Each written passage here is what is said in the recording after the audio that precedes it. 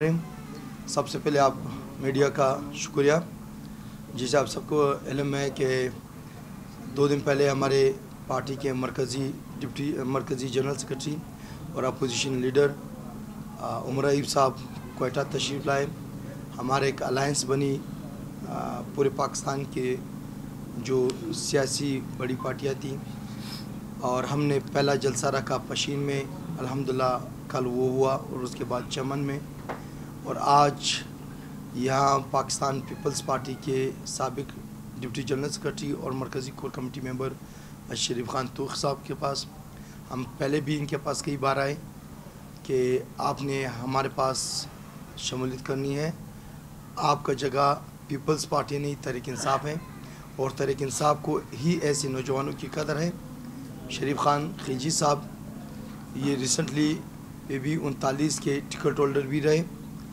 اور آپ کے علم میں ہے کہ یہ فارم 47 کے جو اسمبلی کے جیلی مینڈیٹ لا کر کے جو ممبرز بیٹھے ہوئے ہیں، تو ان کے حوالے سے بھی ان کے ساتھ بات ہوئی کہ آپ نے خود دیکھا کہ آپ کی پارٹی پیپلز پارٹی ایک طرف جمہوریت کی بات کرتی ہے اور دوسری طرف یہ خود ان چیزوں میں ملوث ہے، اور بلکہ سرکردہ یہ ہے۔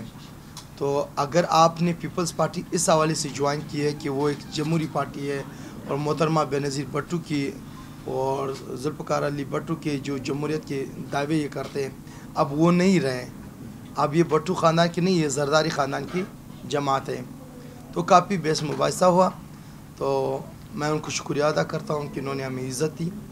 اور آج انشاءاللہ ان کی شمولیت ہوگی، اور باقی ڈیٹیل جو ہے شریف خان خلجی صاحب اور ہمارے اپوزیشن لیڈر قومی اسمبلی اور پارٹی کے جنرل سیکرٹری صاحب عمر ایوب صاحب کریں گے، اور ہمارے ساتھ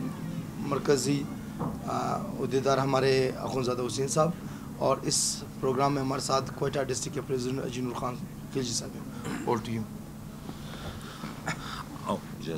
بسم اللہ۔